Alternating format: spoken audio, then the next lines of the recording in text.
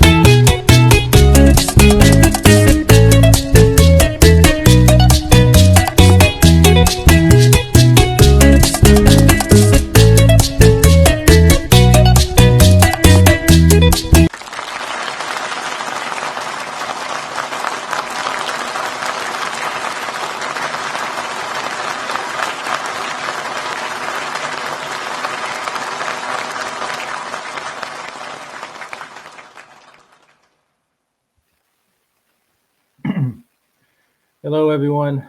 I'm Roswell. yeah. I hope everyone is having a good day and a good week. And Halloween is like what less than like 5 days away. So yeah, so I hope everyone is all dressed up and have a lot of everyone has a lot of festivals and parties and events to go to. I'm here in New York City. Yep, I'm home. I'm still home, and I have a few events to go to this weekend, so it's going to be a hell of a weekend in New York City for bachata. Um, I just want to say first of all, I thank every one of you. It's been almost a year. This I can't believe it. It's been a year since I've been doing these interviews. Oh my God. Cool folks who love the bachata. You guys are the greatest. Each one of you. I mean, from all over the world, you guys are going live with me and telling people stuff and, telling your career journey and your events and advice for kids and stuff. My God, thank you so much. I mean, I didn't think I would ever make it this far. Facebook, social media told me a year ago, you're not doing this, Roswell. No way in hell. Who would want to listen to a story of a dancer? That's all dancers do is dance or DJ and look good.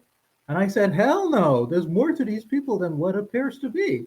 They have brains, they have a heart, they're good people, So I want to bring them on air to go live with me so you guys can learn what I learn about them. They're very good people, each one of them. And they're successful and they're proud and they're courageous and they're brave and they're just naturally good-hearted people.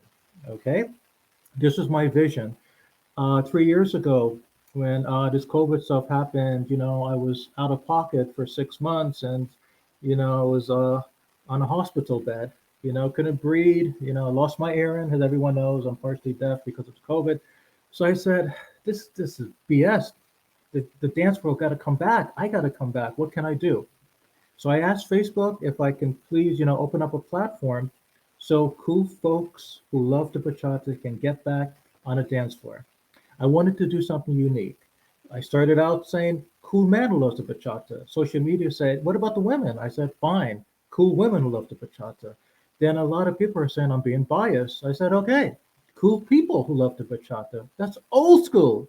So I said, cool folks who love the bachata. And there we go. We have it. Cool folks who love the bachata. So I'm very honored and proud and super happy to be doing this, not only to post things, but these interviews. So thank you. Okay. We are down to our last two interviews for the fall of 2023. Believe it or not. Yes. Um, we have the fabulous, and I do mean fabulous, Mike Calderon from Miami. He's going to join us in a couple of seconds. Mike is a good guy. I met him when I moved from Texas to Miami about 3 years ago. I came to one of Mike's events. I just showed up. First impression of Mike was that he's a good guy, and my impression still remains the same. He's a good guy. He's professional. He's talented. So he's going to come on live with me in a couple of minutes to tell you guys a little bit more about him. Next week, the beautiful, and I mean the beautiful Fanny Salsa is going to be here, right? So I'm super happy. Then I'm taking like the winter off. Yes, I'm heading back down south to Georgia to hang out with cool folks who love the bachata. I'm going to stop in Florida to see my friends. And yeah, so then we'll kick this back off. Hopefully sometime in the new year, after the new year stuff. Um, so yeah, so I'm happy to be doing this and everything. But before we start with Mike, just a quick message here, and I don't want to get into politics before, social media is like, Roswell, what the heck are you saying again? So just to be fair, just to be neutral, I make a general public announcement because I'm cool man who loves a bachata. Everyone knows, there's a lot of craziness that's been going on these last 3 weeks. Yeah, because everyone knows, I don't want to get into details, but all I'm going to say is that we all come on this planet whether we like it or not. Okay? And we all leave this planet whether we like it or not. Okay? Doesn't matter what color we are, what religion we are, what sexuality we are, how smart we are, how stupid we are, how black we are, how white we are. You guys got the picture, right? So we all live together on this planet. Let's make it work. I mean, there's no need to go do stupid stuff, crazy stuff, harm people, harm kids. I, that's all I'm going to say. Okay. So all I'm going to say, especially to our dancers, I'm asking you guys to specifically come together for the holidays, help out the poor, help out the people that need your help, you know, whatever events or donations you would like to contribute to the world, not only the dance world, do it because it's the right thing to do. All right. That's all I'm going to say. All right. Now let's get to Mike. And Mike is here. Hi, Mike. I just want to first say, I just told Mike a couple of minutes ago, I love his hair. I mean, I love it. I told him when a man has his hair long, he looks younger. Look at Mike. 5 years is gone. Yeah. Mike, I am honored to have you here. And I mean, you're a good guy. I mean, I know that for sure because I met you and I came to your events last year. And whenever I'm in the South, I pop up, to say hello to you and your friends and give my support. So you're a good man, and I'm honored to have you going live with me because I know you're super busy. You know what I'm saying? You're Mike. I mean, you're Mike Calderon. I mean, whenever I mention your name in Miami or so, everyone is like, oh, he's at work. Oh, he's DJing. Oh, he's super busy. Mike is actually taking the time with me, with Roswell, to go live. I mean, that tells me he's cool. He's super cool. Yes, Mike, I'm gonna ask you to tell everyone a little bit more about you, okay? For a couple minutes. Can you please? Yeah, of course. Well, for those of you that don't know me, like Roswell said, I'm one of the DJs in Miami area that have been doing salsa and bachata events since 2009. I'm a born and raised native from Miami. My background is from my both my parents. My background is Ecuadorian, so I've always been inclined to music since high school. I took 2 years in piano in high school, and I've always loved music. And I got into Latin music in my early 20s, and I started dancing and taking salsa lessons in my early 20s as well. And that's how I proceeded into DJing and doing parties and socializing and creating gatherings and community. I've taken off ever since, and I've built my career like that. And now I'm self-employed. I run my own business, and I love what I do. I'm very passionate about salsa, especially salsa. Mm, okay. I know this is cool folks who love to It's bachata. okay, man. It's I okay. love bachata too, but my heart belongs to salsa. But Mhm. we're all a unit here. We're all dancers. We all share the same Latin music and the same um, uh, effect that unites us all. And and I'm just really happy with everything that I've created and everything that I've accomplished so far. I've DJed in multiple congresses here nationally and internationally, and yeah, I'm just really excited to be here with you as well, Roswell. It is also an honor on my end to be on this channel with you, and I look forward to this interview. So thank you for allowing me to introduce myself. That's fabulous, man. That's fabulous. I'm honored to have you here. Um, Now, when you look back of all the stuff that you've done, like for me, for example, I I created Cool Folk Club the Bachata Mic because I would like you and everyone else to have the opportunity to better shine, right? Hmm. I don't get paid for this. Most people know I don't. I just do it because it just feels like the right thing to do. You know, some people think I'm stupid for doing this because I'm just doing it. No money, no whatever. But I'm doing it because I know I want to do it. And I feel fulfilled. Okay. And I So the think question that's I'm going to very ask great. you has to do with fulfillment. Like, so I ended up today, I look at all your postings, everyone posts this, you guys do this, you guys do that. I go to events. So ended up today, maybe like on a Monday, I sit back when things are kind of slow and I'm like, oh, wow, look what you guys have done. And, I'm like, oh, you guys are cool. You guys are great. Keep doing what you're doing. So I felt like I accomplished something. I felt like like I made a difference in the dancers world. Like I made, it's just who I am. Um, I work in the legal field, but I'm also a humanitarian. I'm doing my doctoral in human services, and I love to help people. Before my dad got Alzheimer's, I promised him I would do something unconditionally, and I am. Right. And I just feel, sometimes you can't mix business with pleasure. You should just do something because it's the right thing to do, you know? So I feel accomplished when I sit back and I look back at the stuff that you guys do, So I'm like, oh, wow. How do you feel? You just mentioned a few minutes ago,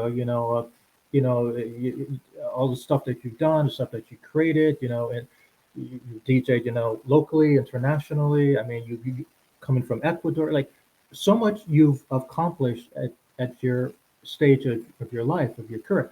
So when you sit back on a Monday or Tuesday or whatever, when you have a minute to just rest and you reflect on your success and all the stuff that you've done and the people that you touch, the people that you made an impact on, you know, how does Mike Calderon feel? You know what I'm saying? It's not like, oh, wow. I mean, maybe it is like, oh, well, I don't know. You tell us. Like, how do you feel knowing, that you made a difference, you know, to people and you remember those people when they come back to you and they're like, oh, Mike, thank you.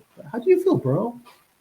Well, yeah. I mean, I've throughout all the years of my hard work and DJing and music research and providing great quality events, I've actually been able to become a staple in the community here in Miami, Okay.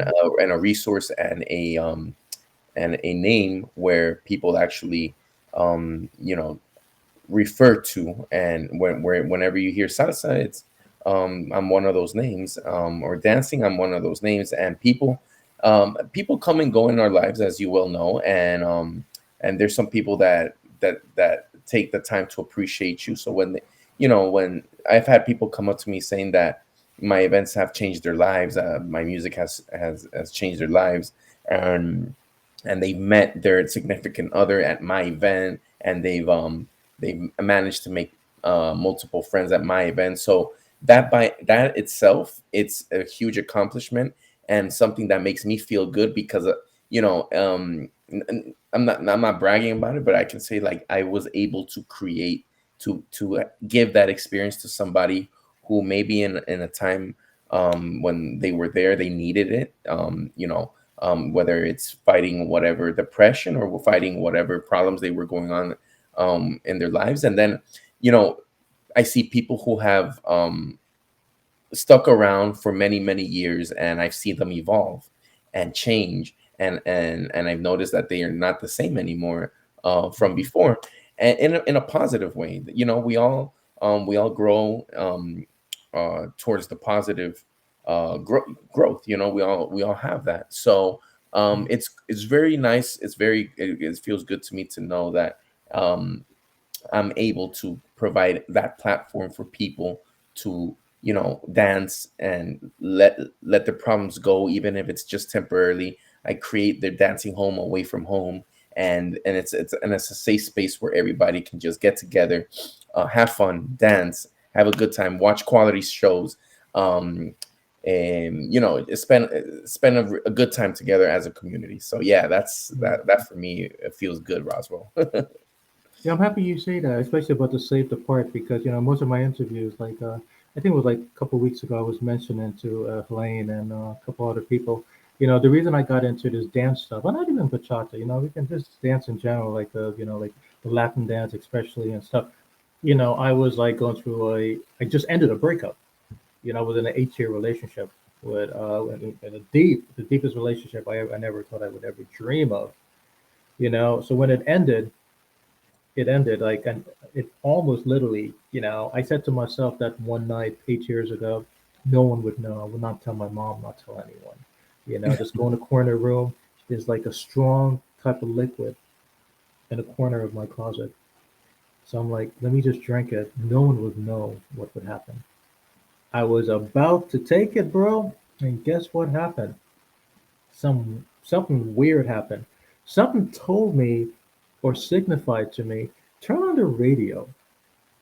And not the TV, but the radio.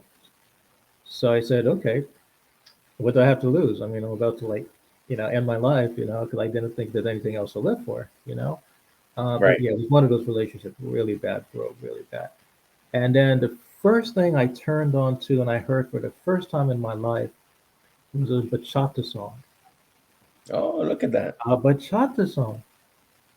Okay, isn't that kind of funny? Of all the stuff on the radio, I turned it on like this, like, tick, and it was a bachata. I know it was bachata because I just, I mean, it's not English music. It's not, it's like something special. I know it was bachata.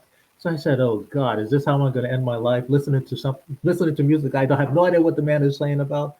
So I said, you know, wait a minute, it's beginning to make sense to me. Make sense to me here, not here, here. Everything in my life on this planet, everything was always had to make sense to me. Remember, I'm a legal man, so if I don't understand what's going on here, then there's no reason for here. For the first Right. time in my life, something it hit me here.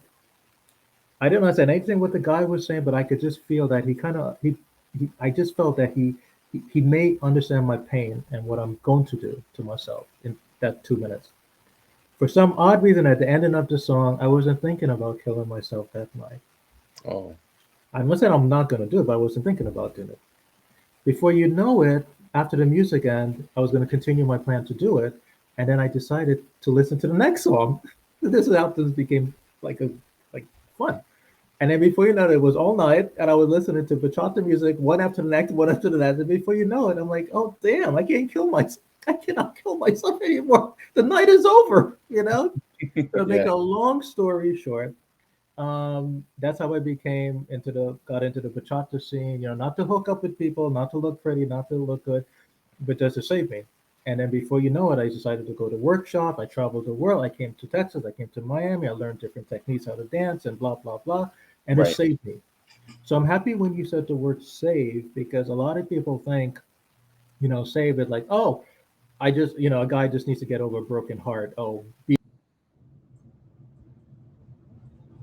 don't, save is a wrong word. And like you just said, the word, you don't, I mean, when people come to an event, whether it's yours or someone else, you don't know what's in their mind. You don't know if they're about to do something to themselves, do something to somebody else.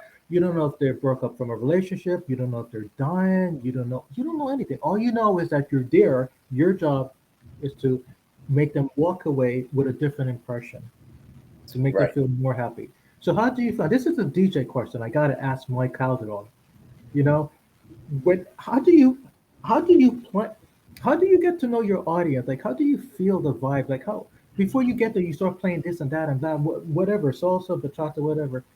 How do you have a plan, bro, in mind? Do you have something planned, or do you know your audience, or do you look around and be like, oh my god, I think everyone's gonna kill themselves, so let me just or like how do you plan this stuff? You know? I don't, I really just improvise when I DJ. I don't have a Okay. plan set. I go there and I start reading the crowd, Okay. and I pull out everything in my arsenal for these people to have fun. So Okay. I don't plan my sets. I don't, um, the night before I don't choose songs and decide these are the songs what I'm gonna play. I actually just improvise, and I have such a big library of music, and Hmm. salsa, bachata, merengue, all that good stuff. So I skim through it, whatever I see. I see the crowd. I read the crowd. The main purpose of the DJ is to keep as many people dancing as possible, and all the time that you have. So obviously people get tired, they sit down, they go to the bar, they take a break. So but the main goal is to provide quality music with a good rhythm and a good flow throughout the whole night, where it's not you know up and down, meaning the flow, you know what I'm saying. and Hmm. um and once you create that nice good flow up and down, that's what makes a difference, in the in the ambiance as well. So music is very, very key in DJing, and is very key to the success of a party that night. Yeah, I keep thinking about that old saying. What was that song, bro? A few years ago, it's like, "DJ saved my life." It was like the young lady that sang a song like, "Mr. DJ saved my life." I don't know. Wait, am I that old? La- It was last some night type of. last night a DJ saved my life. That's it. It's by oh man, it's an 80s group. I forgot the name of the group, I'm but that I know old. I'm that old. Trust me. it's Everyone knows my age. I'm very young. I remember that those oh, lyrics. it's it's That's it. That's it. That in was like deep. one of my. Yeah. I remember that. So this was before I got into bachata and everything. Yeah. So I keep thinking about that. The DJ saved my life, and it's true. Bro. When you think about it, I mean, you guys are not priests. You guys are not lawyers. You guys are not doctors. You guys are DJs. But if I should, and I should do that, if I do an interview and I bring all the people that attend events, you know, dance events, and I say, guys, what do you guys like about the DJs and stuff? I'm 99% sure everyone would say that, the DJs saved them that night, or, maybe they had a broken heart, maybe they were angry, sad. So you guys have no idea, Mike. You guys have no idea how much of an influence you are to the public, including me. I mean, maybe some DJ they're like, oh God, it's another day. Let's just play the song, get my. But you guys really are making a significant eff- effect to the people. Yeah. It's one thing different to be a dance instructor, to be a promoter, to be a social media. It's just that's you know kind of different. But the DJs, you guys are like work that magic overnight, and people it's you have no idea how maybe you have no idea how much DJ, uh, yeah, I would positive say, things you guys do. Yeah. yeah, I would say the DJs are the life of the party. I mean, Yeah. yeah, even dance instructors, promoters, they all play a big role in the community as well. Dance instructors, they also provide a safe space as well, and Mhm.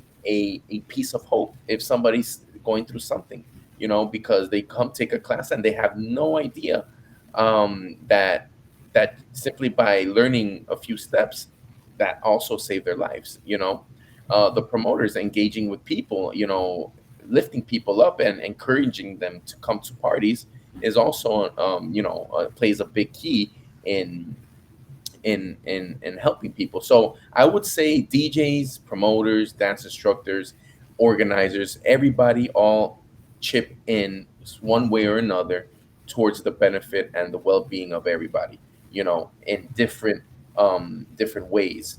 But the overall outcome is that we all save someone in one way or another. You know. Yeah, yeah. I mean, even though you guys don't know that person personally or what happened or what baggage they're bringing on the dance floor, you guys know that you guys are doing something that's helping that person, and that's what makes you guys special. So I just want everyone to know that DJs are just not DJs. These guys, you know, these guys are. You have no idea. These guys are magical people. That's all I'm gonna say. Okay. Your greatest accomplishment, if I can ask you that. I mean, I know you're not close to retirement or whatever, but I'll still ask you. When you look back and you think about all the accomplishments you've made, and so, what is your like? Can you think like just from the top of your head, like one of your greatest accomplishments that you've done? I mean, I don't know, or maybe, I know there's many of them, but Yeah. what is one that's on the top of your head, like most of the days and the weeks and Yeah, no, my most major accomplishment so far, I have a lot of accomplishments and I'm still not done yet, but one so okay. far that I've done is my event Salsaholics that I've in March of 2024, in a couple of months, is going to be the 10-year anniversary that I've kept the event going, alive and well and packed and well attended, so that's one of my major accomplishments so far, and I plan on sustaining that and keeping that going as well. Another accomplishment that I am, and I'm very honored for this accomplishment as well, is the I've DJed for the New York International Salsa Congress for 6 years, and as a tech DJ and also as a DJ for the night parties. So that for me is also a big milestone, because the New York International Salsa Congress is a world-renowned congress with a lot of history. A lot of dancers have gone through that stage, and for me, it's just an honor to be able to contribute my talents to that congress. Yeah, actually, I was just there for the first time, man. This past September, the New York International Salsa Congress. Right here in New York City. I just, when was it? Labor Day weekend. Labor Day weekend, correct? And you're gonna get mad at me. Guess what I did? What? I, I showed up. Oh, Everyone yeah, was like, I would expect to see you in the bachata room. "Yeah, check this out. Yeah, you're gonna love this story. So check this out."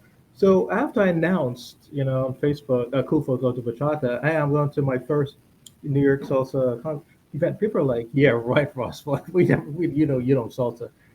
So the day after, people are looking at me. I'm running into people, whatever, and people are like, "Roswell, we didn't see you at the salsa con." I'm like, "I was there." They're like, "You're lying." I'm like, "I'm not lying. You guys just didn't know there was a tiny, tiny, tiny bachata room where I was Yeah. hidden in like all day." And so Roswell, they're like, "What's the point of you going to a salsa con if you're not salsa?" I'm like, "Look, salsa and bachata is one big family. Let's leave it at that."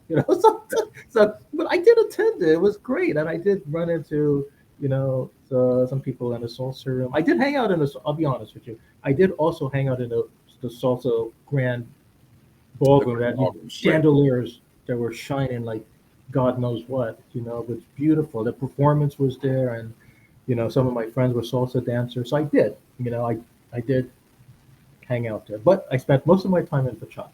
Sorry, Of course. can't help it. I can't help it. You know. But yeah. So the New York Salsa. That's great. When's it, speaking of New York, when are you planning to come to New York anytime soon, or anytime Throughout the soon? year, I take maybe 1 or 2 trips to New York just to get away from Miami a little bit and just disconnect and go to New York. And I love New York City. Trust me, I when I go there every time, I just get on the subway and I walk, walk, walk, walk until I can't no more. The whole day in Manhattan, I just walk. I see places. I get lost in New York, and then that's what I do on my time off when I go to New York. I go visit some friends as well. Um, but yeah, sometimes I take a trip at least twice a year to New York. Yeah, when I first hit New York, like many years ago, I started doing my internship in New York. I was by myself, and I was like, "Oh, I don't even know my way around." So someone told me, I'll never forget this. They say, in a situation like that, and you're by yourself, and there's no one around, you don't have a map, you don't have a GPS. Look back is a little psychological game. When you walk, always look back, like a few meters from where like where you're walking from. Psychologically, you'll remember where you are when you have to go back that direction. I tried it. It worked for me because I kind of did what you did, like just walk, walk, walk, walk, walk to like whatever. But then it was for me to walk, walk, walk back to my bus or the car, what, and I didn't know how to. And I remember what the guy told me. He's like, "Son, this was years ago, like like 40 something years ago." I mean, the guy he said, just always look back wherever you are on this planet, even if you're in it's deserted island. Right. Always look back and where you walk in from, and for some odd reason, it will stay in your head. Sometimes it's like a psychological trick, and it worked. Always worked. Oh, that's Even when I cool. went to Florida and Texas and Georgia, all these places, by myself, I just look back to see where I'm walking from, and it's just you know, hell with GPS, hell with GPS. Yeah, yeah. I'm pretty good with orientation, so I don't get I barely get lost unless I'm lost in the woods. But that thank God that never happened. But I'm pretty good with like knowing which direction I'm going and how to get back and stuff like that. So I've always been good with that. Cool, cool. Yeah. Okay, cool. Let me ask you some questions about uh, uh, when I was super young, like super young. Um, I My family is from Guyana, as everyone knows. I'm West Indies. Well, I'm half Brazilian, half West Indies, but I was born and raised in New Jersey. But my family are from Guyana in South America. So my parents first migrated to this country back in the late '60s. We lived in a tiny, tiny, tiny basement, bad area of New Jersey, Oh wow. typically poor and whatever. You got the siblings, the aunt, the dad, the mom. We all share like one little bed. Some of us slept on the floor, and I didn't have the opportunity to hang out with kids because it was a bad neighborhood. And I mean, my parents were very sheltered. They're like, "You're not going anywhere. You're going to stay home, go to church, do your homework, blah blah blah." Parents were super strict, bro, super strict. So my parents, especially my dad, always say, your plan, he said to me, he's like, your plan is that you're going to go to school, get a bachelor's, get a master's, get a PhD, do legal stuff. No art, no dancing, no acting, none of that in this house. And that was that. But check this out. Mm, Throughout those many years, my career journey, I mean, yes, I have a job and I'm educated or whatever, but in my heart, I always knew I wanted to do something art, like in arts, like dancing or drawing, but specifically something unique. So I knew I was always cool man who loved the bachata all the way down here, but it wasn't time for it to come out, right? Mhm. Mhm. So I guess what I'm going to ask you is that we live in a different generation now. Kids are very rebellious. Parents are more lenient. Parents are more, okay, do that, and whatever and stuff. Okay, you, Mr. Mike Calderon, a young kid comes up to you, younger than me, okay, way younger than me, and he's like, "Mr. Calderon, I want to follow your footsteps. I want to be the next famous DJ, no matter what it takes." And he means it. He looks at you now, and he or she. Okay, let me not be biased. He or she is being truthful because you've been there, or you know what it's like. You know how competitive it is, how difficult it is. You know what it's like to, especially Miami. Oh my God, that's even Miami. That Miami is like, ooh, the fame, the beauty, the competition, the loyalty. So this kid has a lot to. it's a lot's going to happen to him or her during that journey. Right. But then again, you don't want to discourage them, because if you discourage them, then that's not cool. But then again, you don't want to like say, okay, that's it, leave home, forget what your dad say, drop out of school. It's going to happen because it's going to happen. But you don't know that because you're not God or whatever. What is the sensible response you're going to give to that little one? It doesn't have to be a DJ. Maybe they want to be a professional dancer or whatever, but you can see it in their heart that he or she got what it takes and they're going to do it. But you still want to be Mike Calderon. You want to guide this person. So, what would your response be to the little one, man? Yeah, I mean, what I would say is first of all, feed that encouragement for that little one. Make him believe in his dream, make him inspire him.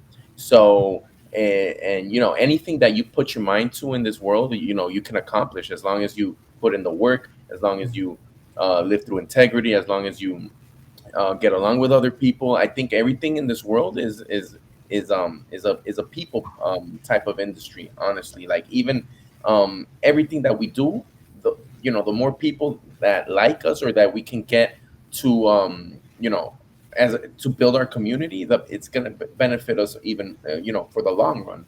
But I would tell them, this is how it's got to be done in the first place. You got to walk in baby steps, but you can never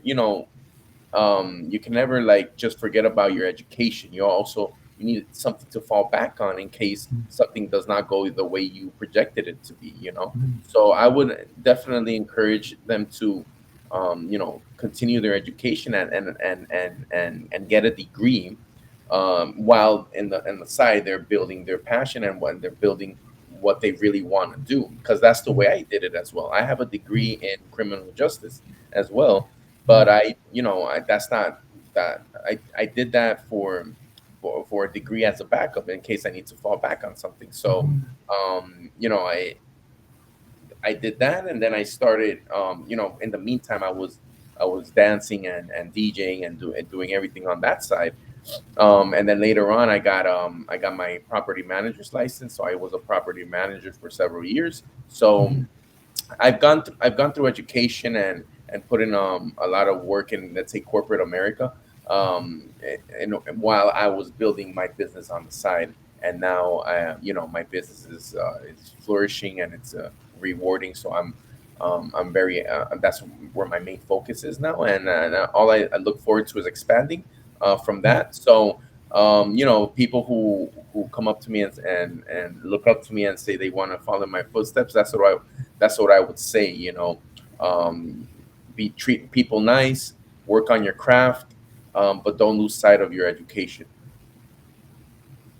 Yeah, my dad would love you. Well, he would give you a big hug if he didn't, because he would like people would be like, Roswell, you should have hang out with Mike back in the day. No, that is true. I'm happy you brought up a lot of interesting points. I mean, um, there's nothing wrong being a dancer and a DJ and all of that stuff, but in the world that we live in now, back in the old days, 70s and 80s, I mean, you could just be a dancer or a DJ or whatever, and then everyone, I mean, you don't have to worry about the competition or people's going to apply for another DJ job or whatever. But now it's like everyone wants to like do the music stuff, the dance stuff, the DJ stuff. So what happens if like it's good to have a backup. It's good, Correct. like you said. I'm proud of you for saying that, Mike. It's good to have a backup, and this I'm going to say this, and just especially for a younger audience. There's nothing wrong, pursuing the dance, acting, whatever, being, but we realistically, you know, you need a backup just in case things happen. You know, you Correct. always need a plan B. I mean, I believe in that. I say this. I like doing legal work. I don't love it. I like it because it pays the bills. God forbid, I could keep, my mom. I can help her with the medical bills and my insurance, the traveling I do. So thank God. But I love, and everyone knows that I love dance bachata. I mean, look what I'm doing. I'm doing this for free. I You're mean, a I'm cool traveling the folk who world. loves to bachata.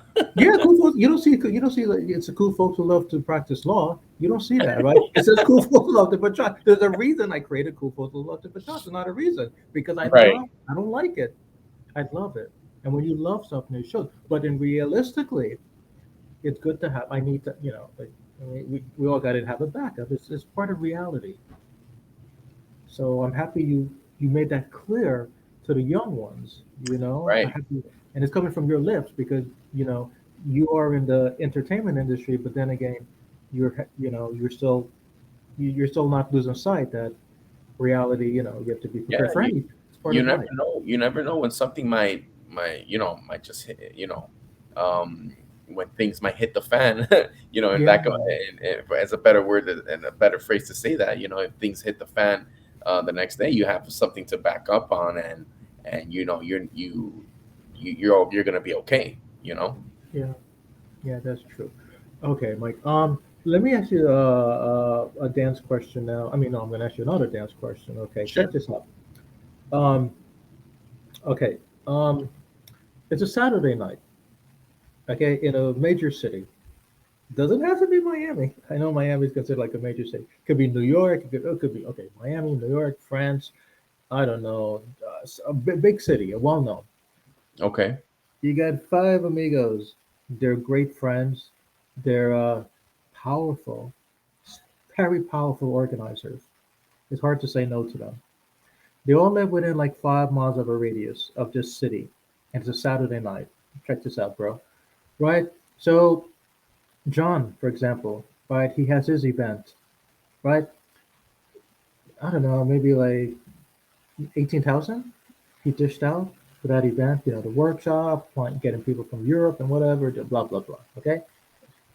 Sue dished out like about like $24,000 for her event, right?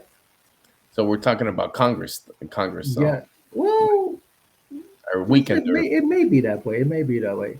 Okay, check this out. The third guy, okay, Miguel, dished out like maybe like 9,000 for his event.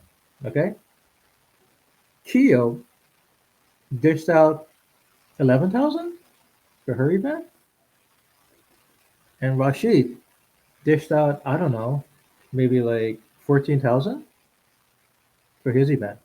Okay, so we're talking about big bucks. That's a lot of money, right? Right. Now the Saturday night comes. Check this out. Things get complicated now. Okay, so I'm in town, you're in town, your friends are in town, my friend, blah blah blah blah. So we have to go support these people, right? It is what it is. Okay. So I go to this event, right? John's event, right?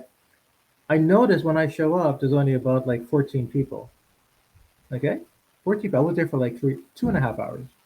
Okay, so I'm like, okay, let me hop on Uber and go uptown to uh, the second person event, Maria, right? I go to that event and I hang out there for a few, say hello, whatever, blah blah blah. I was there for a few minutes. Only about like 7 people showed up, right? Ooh, oh, what about this event? You show up, I show up, a couple other people show up, and I do mean a couple other people show up. Not a great turnout.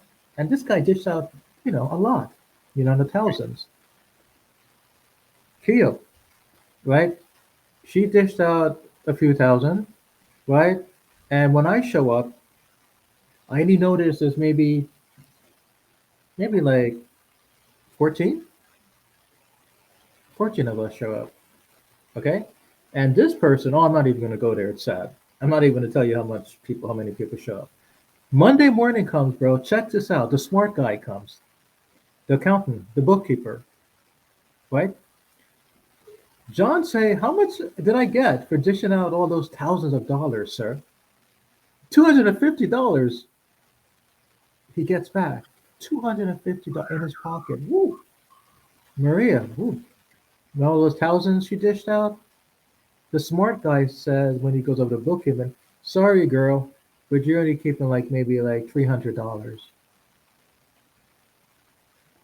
Our friend here, number three, all those beautiful thousands he dished out, he probably only got maybe like, I don't know, maybe $175. Okay? Wow. I know, double wow. This person, okay, too bad. Maybe like out of like 11,000, they probably got back like 450. Okay? And this person, Oh, I feel I want to cry. This person, all that beautiful money, this that they've only got like a maybe under 100. Okay, now I'm just saying. Okay, I'm just saying. Okay, I'm not saying it's true or not true. I'm just saying stuff. So let me ask you a question, man. Wouldn't it make sense if these five work? If this was a perfect dance world, let me say this. If this was a perfect dance world, wouldn't it make sense if these guys sort of like prevent this from happening by collaborating? The reason I'm saying that because next Saturday comes, and guess what they do? They do the same old BS stuff again. Next month comes, next year, years go by, the same crap is happening, right?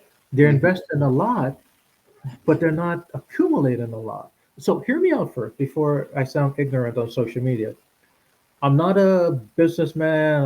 I'm not an accountant. I don't go to people's event and ask them how many people are showing up, how many money you just. But I see stuff. I mean, we all see stuff, right? So, so the reason I'm having you and everyone else that I bring on live to ask to get your 2 cents is not a right or wrong answer, Mike. It's just like maybe a response. I can maybe help someone who's struggling, or maybe help people that are trying, to avoid this or whatever. So I'm just trying to figure out: is there a way that could be? Is there a way that this could not happen as much as it often does happen? Is there a way these five organizers can better? They could still dish out all that money, but try to accumulate maybe a couple pennies more because I just don't get it. I just don't get. I'm not an organizer. I'm not a DJ. I mean, I'm not a professional DJ. I'm not even a DJ. I just it just So I just wanted your comment. I just wanted your 2 cents to see how the dance world or the dance community can better support one another. That's all. Just Yeah, no, it's an everything that opinionated response. It's not so. no, no, no. I don't mind responding to that, and I have a pretty good insight on how, my response for that.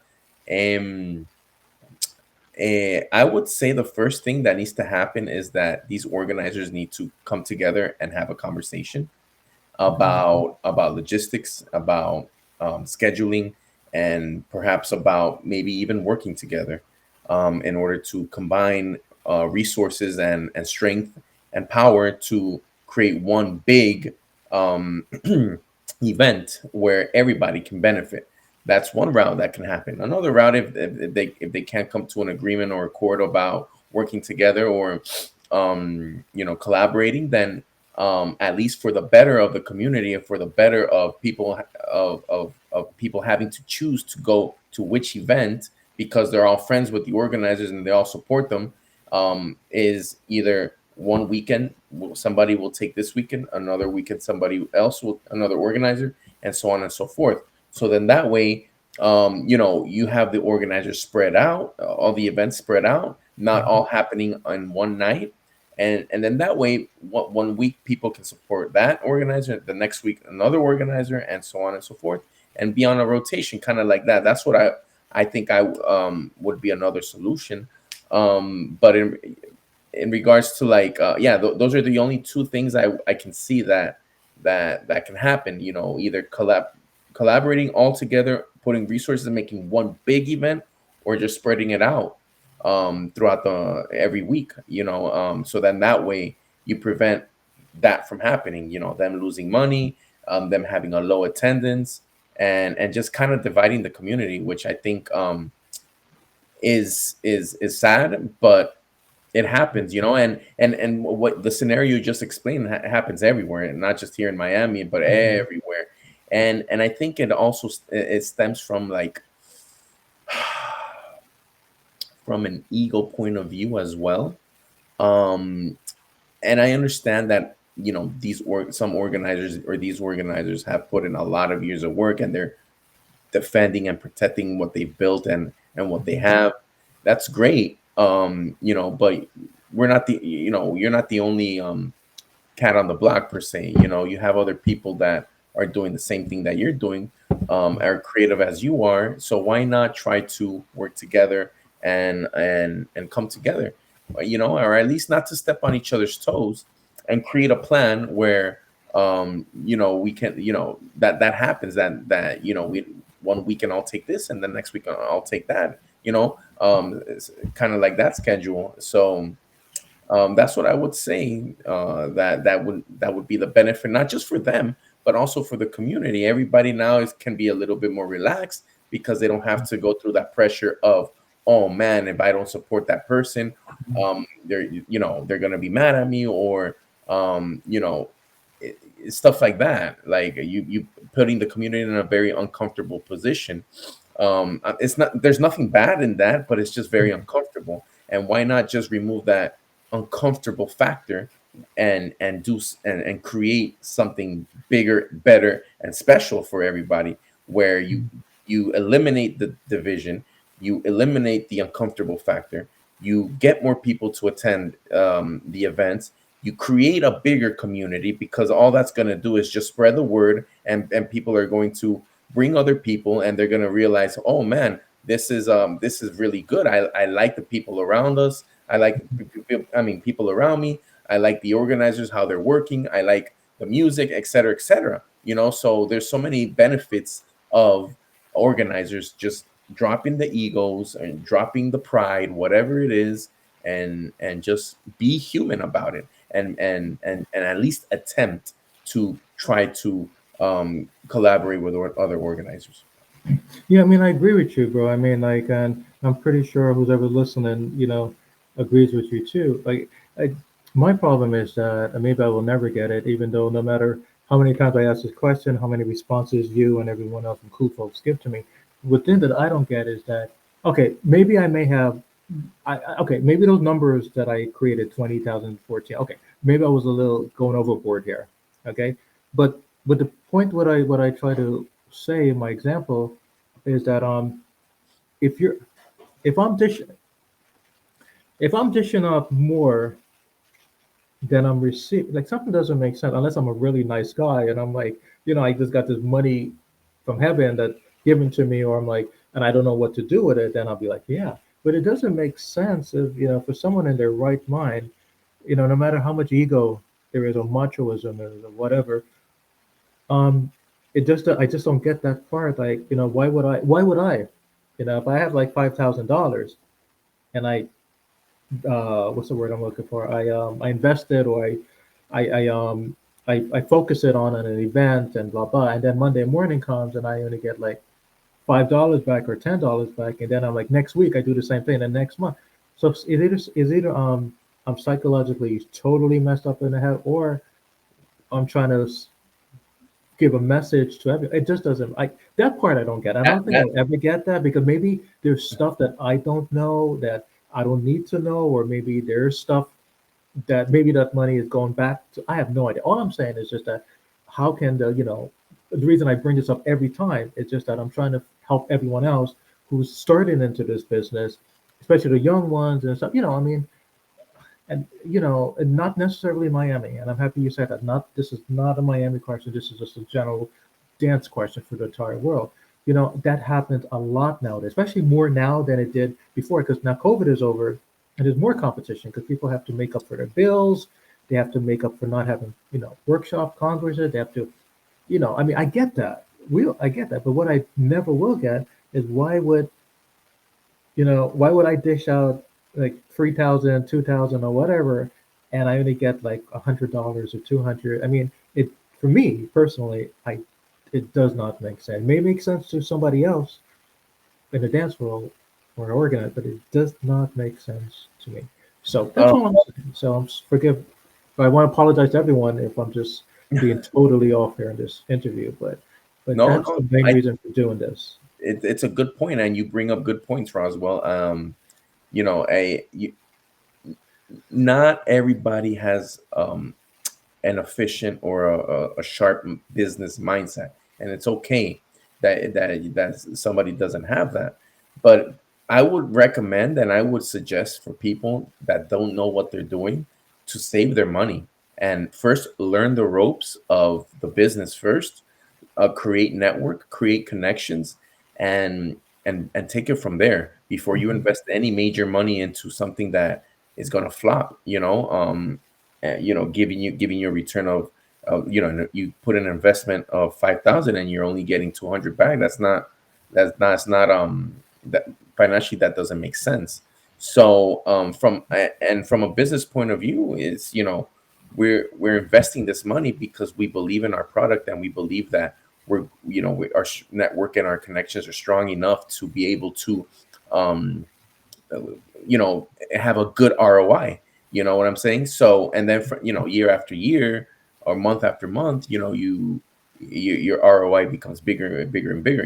So, Mm-hmm. um, I would yeah, like people, like, especially, and like I said, not all there's a saying in the community, not all dancers are performers, and not all performers are dancers. So as social dancers, there we go. I was missing something there. Not all performers are good social dancers, and not all social dancers are performers. Mm-hmm. So it's like that. And some people are good at one thing, what they do, but they're not good at, let's say, having a business mindset, and Mm-hmm. vice versa. So that's when when people see that there's they can connect those pieces together. Let's say a creative part, but their forte is not business, and then the other one, their forte is business but not the creative. They can complement each other, and that's when good partnerships can flourish and come together. So if and it's, if you're going to partner up and work together with somebody, you might as well do it with somebody who you feel like is your weakness, or whatever it is that you're not strong enough in that area. Mm-hmm. That partner can complement you, and vice versa. You can complement your forte to that person who needs it as well, and then that's when it comes together. Hmm. Yeah, I remember back in the days, like, you can walk down the street, and just tell someone, "Hey, I'm having my event like this Saturday," and then he would say, "Oh, guess what? I'm having my event too." And then he would voluntarily say, "How about if I have my event the following week?" And what if he has his event the following week, so I can have my event this week, so it doesn't collide, or blah blah. And that's So how it should be. yeah, yeah, this was like a long time ago, So this is yeah, but I don't know. But anyway, I appreciate your response, and so which your response was very uh organized, and how you said it. You said it with a lot of confidence and a lot of experience. So for all of those who are listening to this, just absorb everything that Mike said, because you never know, you guys might be in that Five Amigo category. So, but anyway, events. This is the perfect time to ask you about events.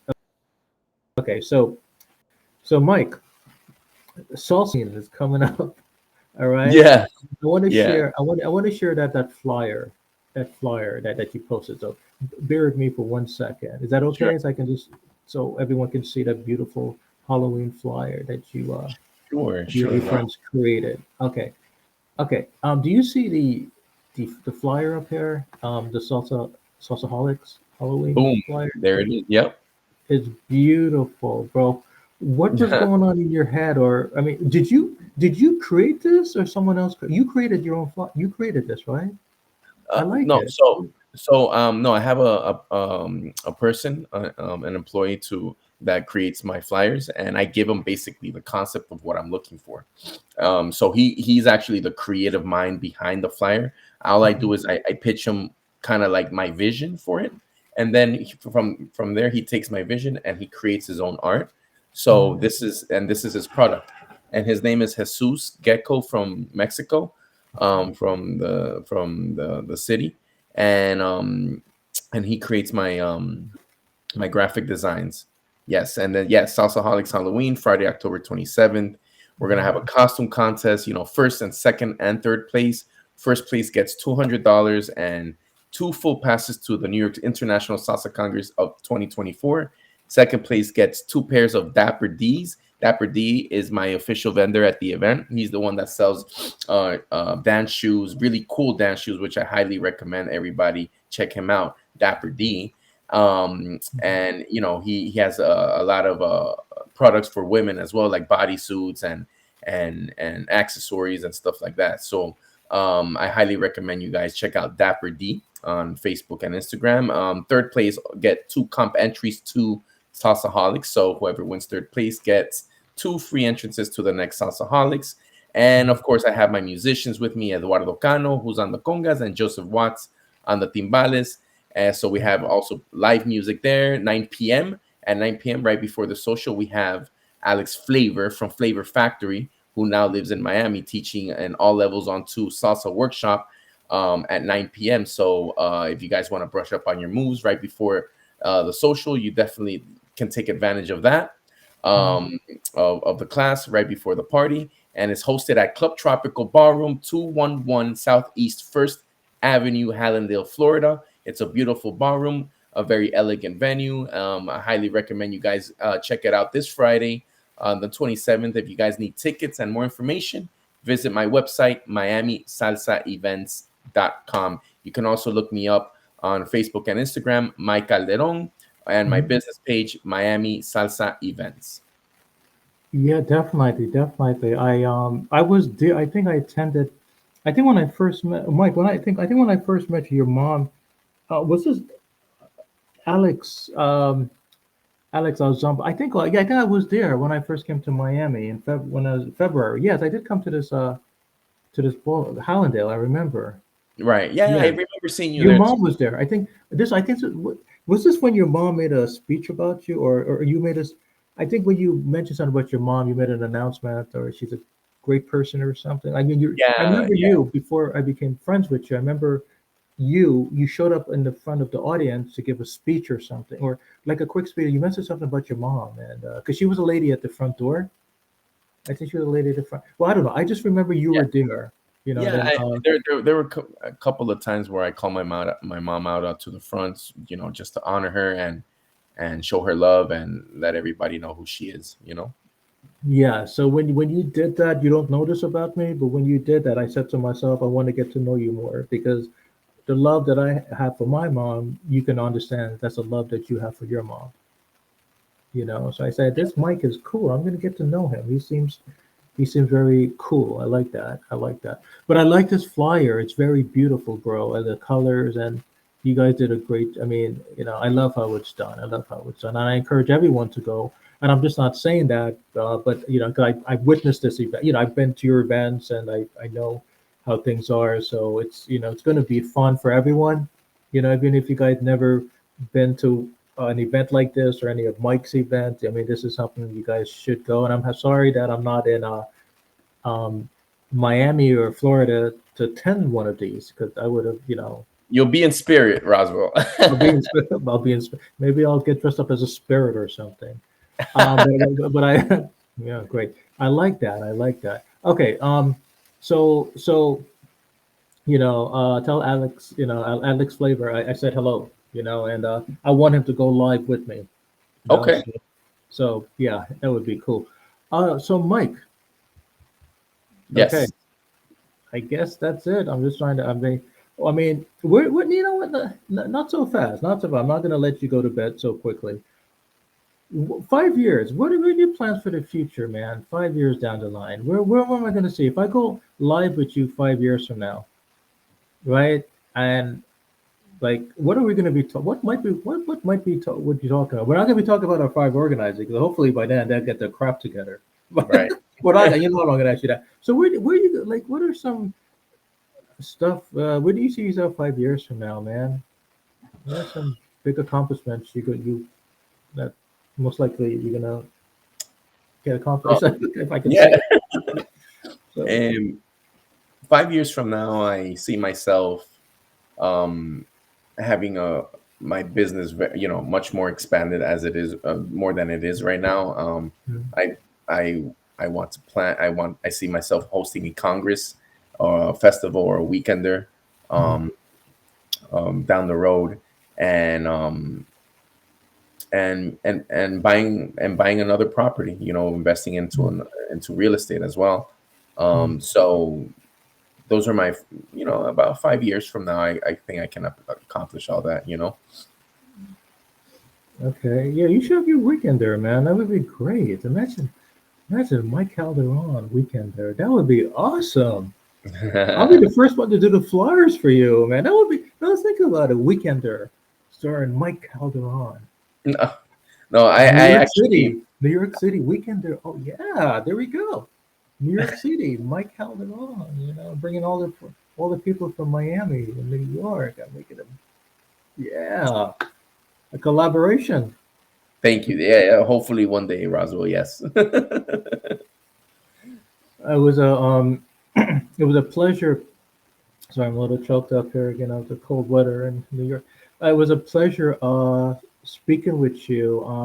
And thank you for answering all my Roswell questions. But Oh, there were very good questions, Roswell, and I appreciate you bringing me on in your channel, and I'm more than grateful to be able to share my experience and my knowledge and anything that I might have said that's going to benefit anybody watching this, and hopefully somebody takes something away from this and uses it for positivity. yeah, definitely. I always say the reason I do these stuff is really to help people. At first I was thinking about doing it as promotion and whatever. I mean, it's kind of like promotion. But then I began thinking about it. I'm like, wait a minute, maybe the stuff you guys say can maybe really help people in different ways, and not only dancing and stuff, but just help people. There are a lot of people out there.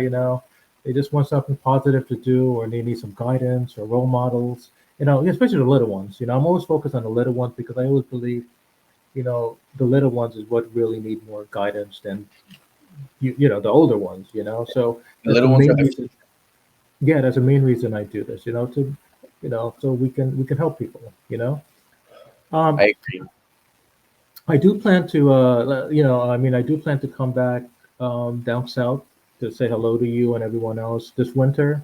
I'm gonna give you a surprise visit. I know your events. You posted. Don't be. Remember when was it in March? When was I in March when I saw you? March when I showed up at your event, and Eh, you made an announcement. You looked at me. You're like, oh, it's Russell. I never forget that. I walked just to give everyone a big surprise visit. Marcos was there. You looked at me like you were about to announce a song, then you looked at my face like everyone. Roswell from Kufa. You didn't know you're just going with the flow. You're like Roswell from Kufa loves the bachata is here. Everyone's like, what's going on? I just magically showed up in Miami from out of the blues to say hello to everyone. And so I'll never forget that. That was so funny. No, I love what you did. That was the best thing. Most people, most DJs, they will look at me like, security, security. There's a crazy man in from New York that just entered. You're like, Roswell, it's Roswell, baby. It's Roswell. I love that, bro. You made my day. You made my day. Please tell Marcos I said hi and all of my friends. All of my friends. Yes, I said all of our friends. And yes. whenever you come up to New York again, let me know. I I will would like definitely hit to, you up. yeah, introduce you to some people here and stuff. So, and when I come downtown, I'll say hello to you. So, how would you like to close out? What are some final words, Mr. Mike Calderon would like to leave us with? I would, in general, I just want to let everybody know that I'm grateful for their support and for tuning in. And I hopefully anything that I said today, you guys can take away and use it for the greater good.